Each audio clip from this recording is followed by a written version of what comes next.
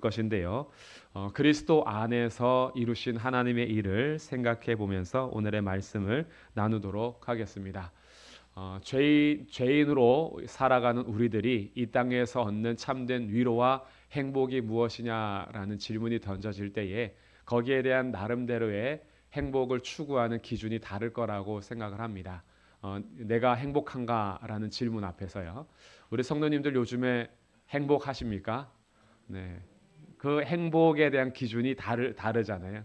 내가 무엇 때문에 행복한가라고 물으면 서로 이야기할 것이 좀 많을 겁니다. 난 뭐 때문에 행복하고 또 반대로 난 행복하지 않아요 라고 할 때에도 나는 무엇 때문에 행복하지 않은가라고 할 때에 행복에 대한 기준이 다를 수가 있죠. 어떤 사람은 내 나름대로의 행복이 좀 여유를 가지고 쉼도 많이 갖고 그 쉼과 여유를 가질 수 있는 돈도 좀 많이 보장되어 있고 그래야지 뭐 행복한 게 아닌가라고 생각하는 분들도 있을 것이고요. 어떤 분들은 돈이나 시간보다 내 옆에 사랑하는 사람들이 함께 있다면 그것으로 제가 행복합니다라고 하시는 분들도 있을 것이고요. 어떤 분들은 나오는 모든 어디서 소개하는 맛집들을 다 투어해야 그것이 저에게 행복을 줍니다라고 했을 때 그 먹는 것으로 인해서 맛보는 것으로 인한 행복을 누릴 수도 있을 겁니다.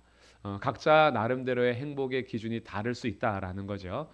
근데 우리 그리스도 안에서 우리들이 예수님을 믿는 자로서 우리가 행복하다라고 할 때에 오늘 이 말씀을 통해서 주일 예배를 마치고 오늘 하루를 보내는 주일의 삶이 그리고 주일이 끝나고 내일부터 시작되는 일주일의 삶이 그리스도 안에서 우리에게 주신 행복은 무엇인가를 확인해 보면서 저는 성도님들이 예배를 마칠 때는 내가 참 행복한 사람이구나라고 마음에 참된 위로와 행복을 안고 가기를 주님의 이름으로 축복합니다.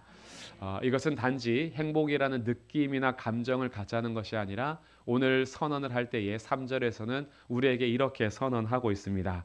찬송하리로다 하나님 곧 우리 주 예수 그리스도의 아버지께서 그리스도 안에서 하늘에 속한 모든 신령한 복을 우리에게 주시되 우리에게 뭘 주셨다 그래요?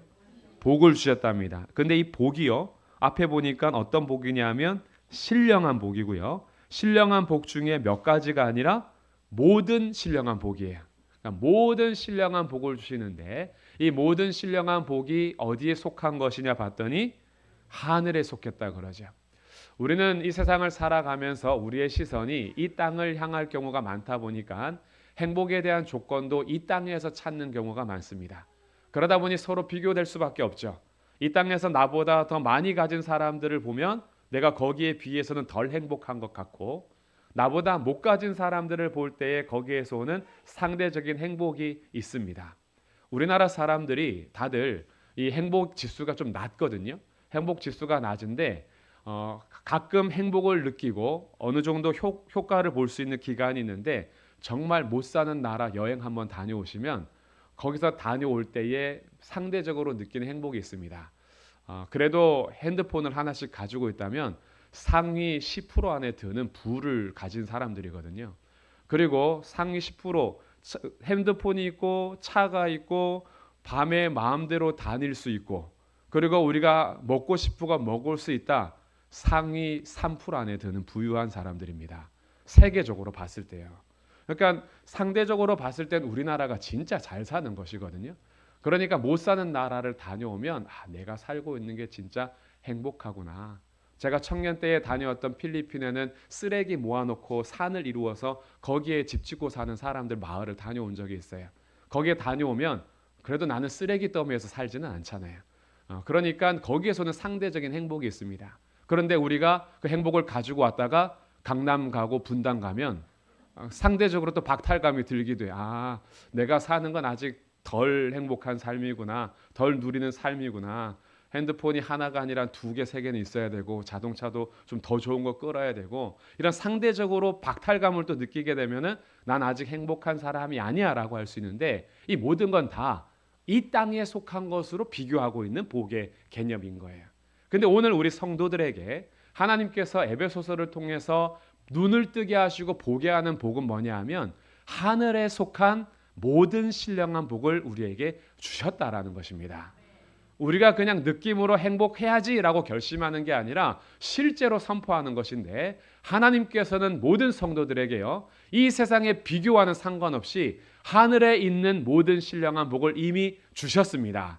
그렇다면 이 복이 뭐냐를 확인해야겠죠. 하늘에 속한 모든 신령한 복이 도대체 뭐냐? 그것이 4절부터의 말씀인데, 먼저는 성부 하나님께서 우리에게 주신 복에 대해서 4절부터 6절까지 설명하고 있습니다. 우리에게 주신 신령한 복은 4절, 곧 창세전에 그리스도 안에서 우리를 택하여 주셨다. 언제 택하셨다고요? 창세전에요. 창세라는 것은 세상을 창조할 때를 말합니다. 그러니 세상이 창조되기 전에 이미 우리를 택하여 주셨대요. 우리가 믿음 생활을 한 출발은 다 다를 겁니다. 저는 6살에 교회를 처음으로 갔어요. 6살에 처음으로 가서 신앙생활을 시작을 했고, 나중에 청년이 돼서야 예수님을 실질적으로 나의 왕, 나의 임금, 나의 주인으로 모시는 이 신앙의 여정이 있죠. 그 이후에 나의 삶을 하나님께 맡기고 살아가는 믿음의 여정이 있습니다. 우리 성도님들도 아마 다 믿음의 시간표가 있을 거예요. 어떤 분은 기독교 가정에서 태어나서 자연스럽게 뱃속에서부터 교회라는 울타리 안에 있었고, 자라나면서부터 늘 보는 할머니들이 권사님들이고, 보는 삼촌들이 교회 청년들이고, 이모들이 다 교회 누나들이고 언니들이고, 이런 배경에서 자란 사람도 있고, 아니면 세상에서 살다가 어느 순간 예수의 복음을 듣고 내가 믿어서 나중에 돌아와서 예수님을 믿는 분들도 있고, 믿음의 여정은 다 달라요. 우리의 시간표는 다르다는 얘기죠. 그런데 그것은 우리의 입장에서고, 우리의 입장에서는 믿음의 출발선이 다 다른데, 하나님의 관점과 하나님의 입장에서는 우리의 믿음의 출발선이 똑같습니다. 언제부터 우리가 택함을 받았냐 하면, 내가 믿음을 시작하기 전에, 내가 엄마 뱃속에 있기 전에, 나의 엄마가 이 세상에 있기도 전에, 그 전에, 훨씬 더 전에, 이 세상이 창조되기 전부터 우리를 하나님께서 택하여 주셨습니다. 이게 놀라운 거예요. 하나님께서 모든 사람을 다 택하지 않았습니다. 모든 사람을 다 택하지 않았어요. 기독교인의 지금 퍼센트율을 보면 전 세계 약 30%가 되는데, 이 30%는 내가 기독교인이라고 조사할 때 30%겠죠. 이 안에서 진짜 하나님의 택함 받은 사람이 누구냐라는 것은 우리는 퍼센트율로는 알 수는 없어요. 그런데 내가 예수님을 믿고 하나님을 아버지라 부르고 있다라는 우리의 믿음의 고백이 결코 나의 믿음의 출발에서 시작된 것이 아니라 하나님께서 창세전에 택한 것으로부터 출발됐다라고 생각하면 우리가 입은 은혜가 얼마나 큰지를 알게 되는 거예요. 근데 하나님께서 그 창세전에 나를 택하시는데 왜 택하셨냐 하면 4절에 보니까요, 우리로 사랑 안에서 그 앞에 거룩하고 흠이 없게 하시려고 그 기쁘신 뜻대로 우리를 예정하셨답니다. 하나님께서 우리를 택하셔서 하나님 앞에 거룩하고 흠이 없게 세우신대요. 우리가 지난 한 주만 봐도 얼마나 실망할 때가 많습니까? 거룩하게 살고자 하지만 거룩하지 않은 나의 모습, 흠이 없는 삶을 살고자 하지만 흠이 너무 많아서 나 스스로도 내가 진짜 믿음의 사람인가? 라고 흔들리는 그런 묵상이나 우리의 되돌아봄을 생각해 보면 나도 나에게 실망할 때가 있는데, 하나님께서는 우리를 택하셔서 하나님 앞에 거룩하고 흠이 없게 하시려고 이미 하나님의 기쁘신 뜻대로 예정해 주셨답니다. 하나님이 마지못해서 우리를 택하시고 예정한 것이 아니라 하나님 우리를 택하시고 예정하는 것을 기뻐하셨다는 거예요. 너무 기뻐하셨어요. 엄마 아빠가 아이를 낳는 그 기쁨이 있잖아요. 아이가 태어났을 때 그 기쁨이 있습니다. 우리 하나님께서요, 우리를 택하실 때 그 엄마 아빠의 기쁨보다 더 큰 기쁨으로 우리 한 사람 한 사람을 택하고 예정해 주셨다는 거예요. 그래서 이들을 결국에는 거룩하고 흠이 없게 하나님 앞에 세우실 거래요. 그래서 하나님 기쁘신 뜻대로 택하셔서 5절에 보니까요, 예수 그리스도로 말미암아 자기의 아들들이 되게 하셨습니다. 하나님이 우리 아버지가 되어 주셨어요. 우리를 고아와 같이 버리지 않으셨습니다. 우리가 가지고 있는 문제, 흑암의 권세에 매여 있는 우리들의 삶을요, 하나님께서 건져내셔서 하나님의 나라로 옮겨 하나님을 아버지라 부를 수 있게 하신 거예요. 하나님이 우리를 자녀 삼아 주셨습니다. 이것이 하나님 행하신 일이에요.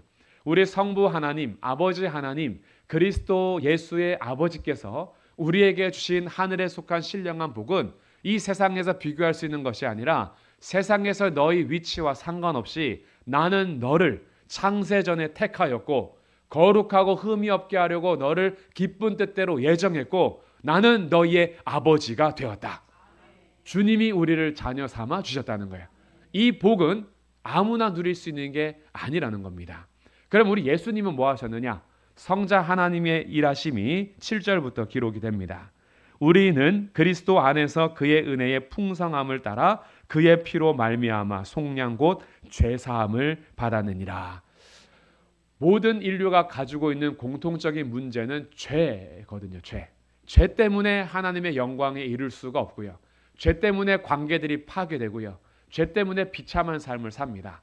행복을 추구하나 깨진 세상 속에서 깨진 자아, 깨진 관계, 여러 가지 깨진 상태 속에서 우리는 사랑해야 하나 사랑하지 못하고 용서해야 하나 용서하지 못하고 평안을 추구하나 늘 불안한 이런 삶을 살다가 결국 죄로 인하여서 진노의 자녀가 되고 죄로 인하여서 죽음 이후에는 영원한 죽음인 형벌을 받게 됩니다. 그러니 죄라는 것이 인류의 공통적인 문제인데 이 죄는 내가 스스로 해결할 수가 없었어요. 우리가 로마서에서 계속 살펴본 말씀이잖아요. 나의 양심이 죄를 해결해 줄 수가 없습니다. 율법에 대한 순종하는 나의 도덕적 순종과 결심이 나의 죄를 씻어줄 수가 없어요. 왜? 나는 죄가 발견될 뿐이니까요. 내가 아무리 선하게 살려고 해도, 내가 아무리 공부를 열심히 해도, 내가 아무리 돈을 많이 벌어도 인류가 가지고 있는 공통 문제인 죄의 문제는 해결할 수가 없었습니다. 이 죄의 문제는 우리가 해결할 수 없으니까 누가 해결해 주셨냐 하면 예수님께서 자기의 피로 우리의 죄값을 지불해 주셨습니다. 그래서 우리에게 죄사함의 은혜를 주신 거죠. 이제는 예수의 피가 그 누구도 할 수 없었던 일을 예수님이 그의 피로 말미암아 속량 우리를 위해서 값을 지불하시고 우리의 죄사함, 죄를 용서해 주셨습니다. 그럼 이 죄 용서는 누가 받는 거죠? 예수님을 믿는 사람이 받습니다. 그렇죠? 믿음으로 말미암아 의롭다함을 받고 믿음으로 말미암아 의가 여겨진다 했잖아요. 의로 여기심을 받는다. 우리의 장부에, 우리의 회개 장부에 예수님이란 의가 기록된다 그랬죠. 그리고 우리에게 무죄 판결, 유죄했던 우리에게 칭의, 무죄가 판결이 되는데 그 일이 적용되는 사람들은 누구냐 하면 누구든지 예수를 그리스도로 믿는 사람입니다. 그런데 이 믿음이 어디서부터 올까요? 이 믿음이라는 것이요, 우리 스스로 만들어내는 게 아닙니다. 우리 이제 8절에 보니까요, 예수의 피로써 속량고 죄사함을 받는데 8절, 이는 그가 모든 지혜와 총명을 우리에게 넘치게 하셔서 그 뜻의 비밀을 우리에게 알려주신 것이요. 할렐루야. 우리가 똑똑해서 믿을 수 있는 게 아니었고요. 우리가 남들보다 착해서 믿을 수 있는 거 아니었고요. 남들보다 돈이 많아서 믿을 수 있는 게 아니었습니다. 우리가 예수님을 믿을 수 있었던 것, 예수님의 피로 죄사함을 받을 수 있는 이유는 하나님께서 우리에게 지혜와 총명을 주셔서 감추어져 있던 비밀을 밝히 깨닫게 해주셨기 때문입니다. 이것은 인간의 노력으로 되는 게 아니었어요. 하나님의 선물입니다. 이걸 누가 받았다고요? 우리가 지금 받은 거라고요. 우리가 남들보다 학벌이 높아서 받은 게 아니고요. 남들보다 성경을 연구 많이 해서 받은 게 아니에요. 지금도 성경을 연구하는 수많은 사람들이 예수님은 발견하지 못하고 있습니다. 지금도 유대인들은 창세기부터 신명기까지 어려서부터 달달달 외우는 연습을 해요. 어려서부터 말씀을 암송하게 하고요. 탈무드, 미드라시 이런 거 통해서 계속해서 그들이 대화를 통해서 성경의 뜻을 찾아가고 하나님의 뜻을 찾아갑니다. 그런데 그렇게 수고하고 열심히 읽어도 그 성경이 말하는 보배인 예수 그리스도를 발견하지를 못해요. 지금도 예수님을 모르는 거예요.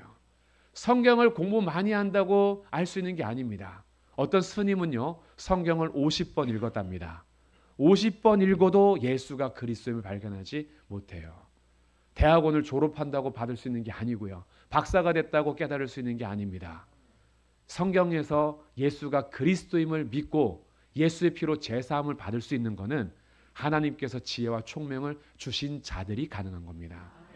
이게 우리가 누리고 있는 복이라는 거예요.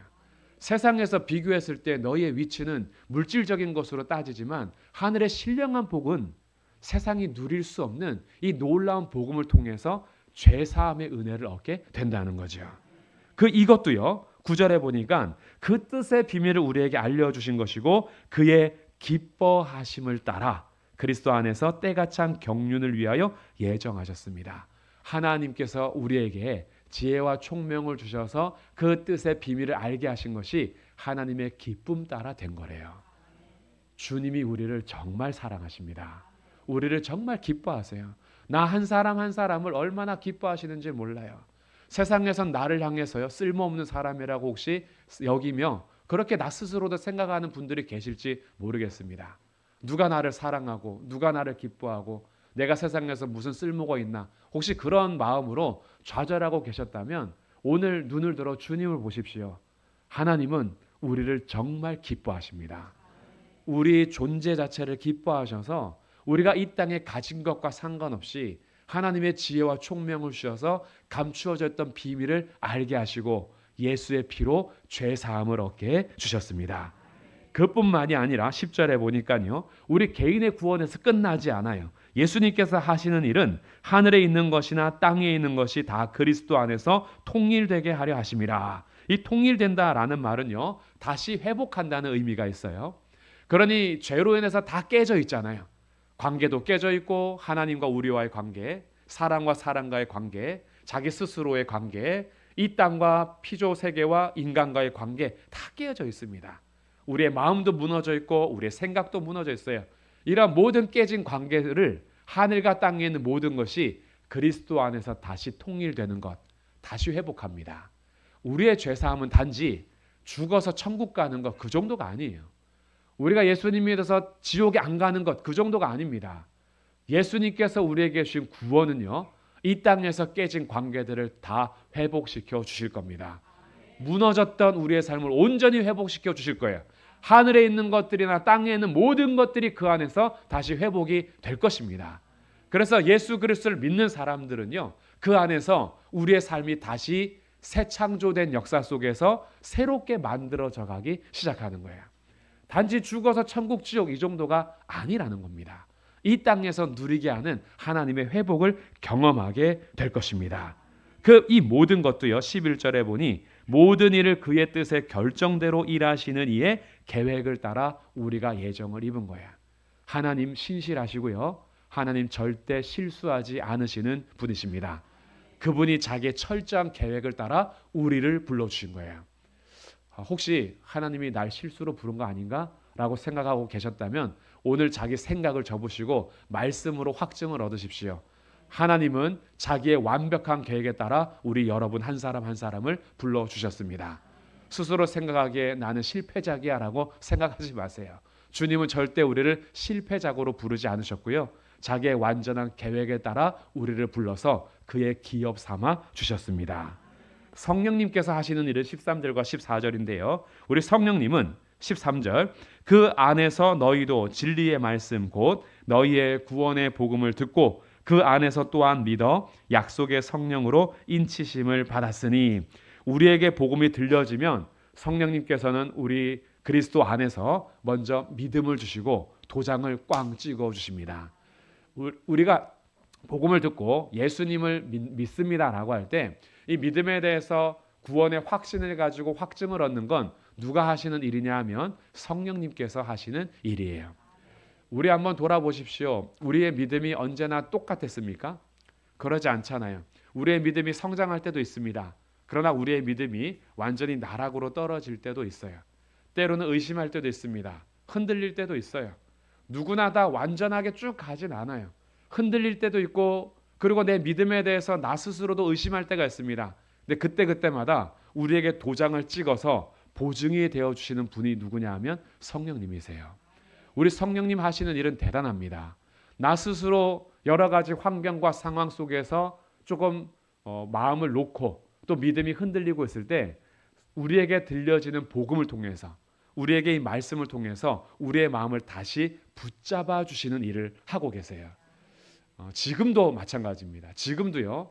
우리가 일주일의 삶을 살면서 내 믿음이 좀 흔들리거나 아니면 믿음 자체를 생각 안 하고 바쁘게 6일을 지냈을 수도 있어요. 이런 나의 마음을 오늘 예배를 통해서 다시 붙잡아 주시는 분이 누구냐 하면 성령님이신 거예요. 그래서 우리 성도들은 이런 경험을 합니다. 말씀을 들을 때에 주님께서 우리에게 베풀어 주시는 은혜가 있어요. 말씀 듣기 전에는 흔들렸는데 말씀 듣다 보면은 확신을 가질 때가 있습니다. 그리고 그 가사, 이 찬양할 때도요. 찬양의 가사가 잘 만들어진 가사들은요. 우리의 믿음을 붙잡아줘요. 찬양을 부르면서요. 이 마음이 갑자기 두렵고 초조하고 연약했던 내 마음이 찬양을 부르면서 담대해집니다. 그러면서 위를 쳐다보게 돼요. 우리의 눌렸던 마음들이 위를 쳐다보면서 강하고 담대함을 얻습니다. 이 모든 일을 누가 하시냐 하면 성령님이 하시는 일이에요. 우리에게 들려진 말씀을 통해서 믿게 하시고 그 도장을 찍어주셔서 너는 내 것이야. 흔들리지 마. 내가 붙잡아 줄게. 라고 하시는 분이 우리 성령님이십니다. 지금도 오늘 예배 시간에도 우리 성령님 일하심을 믿습니다. 흔들렸던 내 삶 괜찮아요. 우리가 주저앉고 내가 실망했던 거 괜찮습니다. 우리 성령님은 다시 그 말씀 안에서 믿어 약속의 성령으로 인치시고 14절 우리 기업의 보증이 되어 주십니다. 주님이 언제나 우리의 보증이 되어 주셔서 우리를 다시 한번 세워주는 역할을 하고 계세요. 이 성령님이 약속하신 선물이었습니다. 자기를 찾는 자, 구하는 자에게 좋은 것으로 주시는 하나님 아버지께서는 이 세상이 줄 수 없는 가장 귀한 것 성령님을 우리 각자에게 주셨습니다. 성령님께서 각자 한 사람 한 사람에게 찾아오셔서 들려진 복음을 믿을 수 있게 하시고 그 믿음에 반응해서 흔들리는 나의 마음을 시시때때로 붙잡아 주는 일을 하고 계십니다.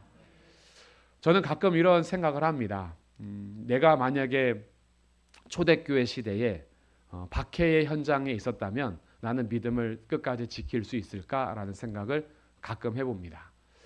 나 혼자 지키는 거 뭐 할 수 있겠다라고 생각하다가도 내 눈앞에서 자녀들을 죽이려고 하면서 자녀들의 살을 벗겨가고 자녀들을 사자 입 앞에 세워두고 불을 붙이기 직전에 화형을 처하려고 하는 그때에 한마디 너만 지금 예수를 부인하면 너의 가족들 살려줄게 라고 하는 그 현장에서 나는 끝까지 얘들아 잠깐만 견뎌라. 천국에서 만나자. 우리는 이 땅에서 만나는 고난보다 예수님이 더 귀하니까 지금 우리의 살이 벗겨지고 우리가 지금 화형을 당하고 우리가 사자 입에 들어갈지라도 우리의 뼈가 꺾이고 부서지고 먹히는 순간에 고통이 올지라도 우리 끝까지 지키자. 예수가 우리의 그리스도시다.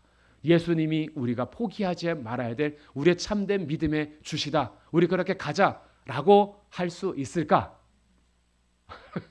라고 저한테 질문을 던질 때가 있어요. 박해의 시간뿐만이 아니라 수많은 유혹들이 얼마나 많습니까? 예수님을 잠깐만 부인하면 얻을 수 있는 이익들이 계산이 될 때, 예수님을 잠깐만 모른 척하면 내가 얻을 수 있는 이 땅의 영광들이 있고 이 땅에서 누릴 수 있는 게 있는데 예수를 믿는 것 때문에 이것을 포기해야 될 때 나는 잠깐 눈 감고 넘어가지 않을 자신이 있을까라는 여러 가지 생각 속에서 저의 마음은 제가 죽을지라도 주님을 버리지 않겠습니다. 우리의 가족이, 우리의 자녀들이 학교에서 출교당하고 회사에 들어가지 못하고 직장을 잃고 우리의 생명과 재산을 다 빼앗긴다 해도 주님을 절대 버리지 않겠습니다라고 각오하고 싶지만 늘 베드로가 생각이 나요. 제가 절대 주님을 버리지 않겠습니다. 죽을지언정 주님을 버리지 않겠습니다라고 할 때 오늘 밤, 일주일 후도 아니고 오늘 밤 닭이 3번 울기 전에 네가 3번 나를 부인할 거다. 그게 내 모습은 아닐까? 나는 진심으로 주님을 따라가고자 하는 마음이 있지만 진짜 현실 앞에서는 그 믿음을 내가 끝까지 지킬 수 있을까라는 것에는 자신이 없어요. 근데 이런 자신 없는 나의 마음을 붙잡아주는 분이 계십니다. 우리의 믿음의 시작은 내가 한 것도 아니고 우리의 믿음의 완성도 내가 이루어가는 게 아니라는 하나님의 말씀이에요. 오늘 이 에베소서 1장 3절부터 14절까지의 말씀은 성부 하나님, 성자 하나님, 성령 하나님께서 하시는 일을 기록하고 있습니다. 우리의 믿음의 출발을 내가 6살 때부터 한 것 아니고 창세 전에 우리를 택하여 주신 것이다. 내가 거룩하고 흠이 없게 주님 앞에 서는 건 너의 믿음의 열심이 아니라 하나님께서 너를 그렇게 세워 가실 것이다. 너는 너의 믿음에 대해서 자신이 없고 늘 흔들릴 거지만 너의 믿음이 보증이 되시고 기업이 되셔서 너를 인치신 분은 성령 하나님이시다. 너의 삶 속에서 너의 스스로 죄의 값을 치를 수는 없지만 너의 모든 죄값을 치르기 위하여 십자가에서 자신을 버리시고 그 피를 쏟으신 분은 너를 가장 사랑하는 예수 그리스도시다. 그 하나님께서 우리를 책임진다라는 이 말씀이 오늘도 저희들을 붙잡아 주는 거예요. 우리의 내일에 대해서는 확신할 수 없지만 하나님에 대해서는 확신할 수 있습니다. 하나님은 신실하시고 그 하나님은 우리를 영원토록 붙잡아 주실 것이기에 그래서 나의 내일에 대해서 장담할 수는 없지만 오늘 말씀을 통해서 우리가 다시 어떤 복을 가졌는지를 확인할 수 있게 되는 거죠. 아, 그렇구나. 내가 세상에서 볼 때는 혹시 만물의 찌꺼기처럼 보이고 세상과 비교할 때는 내가 가진 것이 없는 것 같아 보여도 무명하나 유명한 자요. 다 빼앗긴 것 같으나 모든 것을 가진 자로서 아, 예수 그리스도 안에 있다는 것이 우리에게 얼마나 놀라운 복인가 이것을 확인시켜 주는 것이 오늘의 말씀입니다.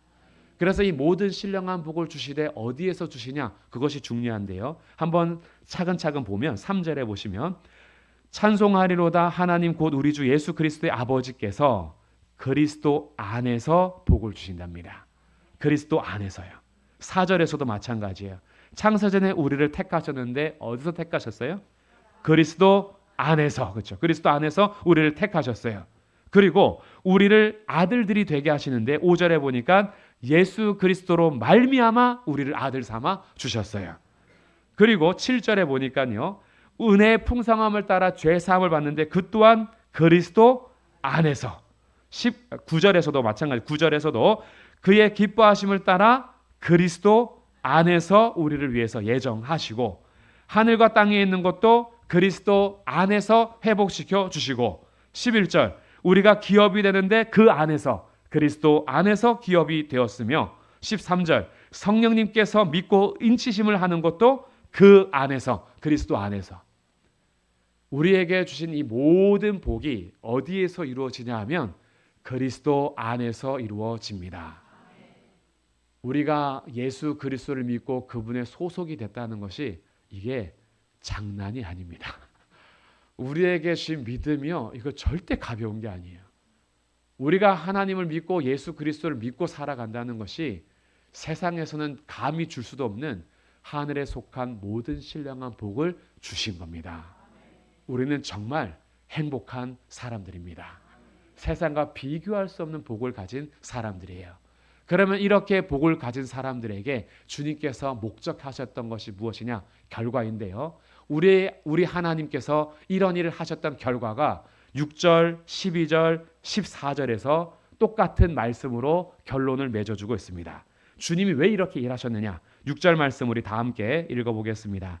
시작. 이는 그가 사랑하시는 자 안에서 우리에게 거저 주시는 바 그의 은혜의 영광을 찬송하게 하려는 것이라. 아멘. 12절 읽겠습니다. 이는 우리가 그리스도 안에서 전부터 바라던 그의 영광의 찬송이 되게 하려 하심이라. 아멘. 14절 읽겠습니다. 이는 우리 기업의 보증이 되사 그 얻으신 것을 속량하시고 그의 영광을 찬송하게 하려 하심이라. 아멘. 공통적으로 찬송하게 하심이 기록되어 있죠. 하나님께서 우리에게 이런 놀라운 복을 주신 이유 그의 은혜의 영광을 찬송하게 하려는 것이라. 예수님께서 우리를 위하여 이런 일을 하신 이유 너가 그 영광의 찬송이 되게 하려 하심이라. 성령님께서 이런 놀라운 일을 하신 이유 너가 그 영광의 영광을 찬송하게 하려 하심이라. 우리로 하여금 찬송 받으시면서 하나님과의 교제를 이루기 위한 것이 하나님께서 우리를 위해 하신 놀라운 은혜였습니다. 그 일들 복을 주신 거예요. 그래서 이 에베소서를 쓸 때 3절에서 처음에 고백이 뭐였냐 하면 찬송하리로다 했어요. 찬송하리로다. 하나님 하신 일들을 보고 그 복을 내가 생각해 보니 우리 하나님을 찬송하지 않을 수가 없는 거예요. 오늘 혹시 예배에 오기 전까지 찬송의 이유를 찾지 못하고 감사의 이유를 찾지 못한 채 한숨으로 시작해서 한숨으로 마무리하는 하루하루를 보냈을 수도 있습니다. 나의 고단한 인생 속에서 출근하기 싫은데 눈 뜨면서 아휴 또 일터를 가야 되는구나. 하루 종일 열심히 일하시다가 잠자리에 누우면서 아휴 이제야 자는데 내일 또 가야 되는구나. 그러면서 혹시 한숨을 쉬면서 한숨으로 끝나고 나의 삶 속에서 하나님을 찬송할 이유를 혹시 찾지 못하고 도대체 감사할 내용이 뭔가라고 우리 스스로 이 땅의 것만 바라보면서 혹시 사셨다면 오늘 주일은 눈을 들어 하나님이 무엇을 하셨는지를 다시 보는 거예요. 하나님은 정말 세상에서 할 수 없고 세상에서 줄 수 없는 하늘에 속한 모든 신령한 복을 우리에게 주셨습니다. 그리고 그 은혜의 영광을 찬송하게 하셨습니다. 우리 아까 마지막 불렀던 찬송의 후렴 부분에 정말 그 분의 선하심을 내가 세상에 알리고 노래하리라. 내 평생의 그의 이름, 내 평생의 그의 선하심, 내 평생의 그의 영광, 내 평생의 그의 은혜를 내가 찬송하길 바라는 그 고백이 우리 아까 불렀던 마지막 찬송이었습니다. 저는 오늘 예배를 마치고 돌아가는 우리 성도님들 한 사람 한 사람이 세상에서 혹시 너무 비교하면서 스스로 무너지고 한숨만 쉬었다면 하나님의 관점으로 여러분을 다시 보시기 바랍니다. 하나님은 우리를 너무 기뻐하셨고 하나님은 우리를 자녀 삼으셨고 하나님께서는 우리를 세상에 줄 수 없는 놀라운 것으로 하늘에 속한 하나님 백성이 되게 해 주셨습니다. 그리고 우리로 하여금 찬송받기를 원하십니다.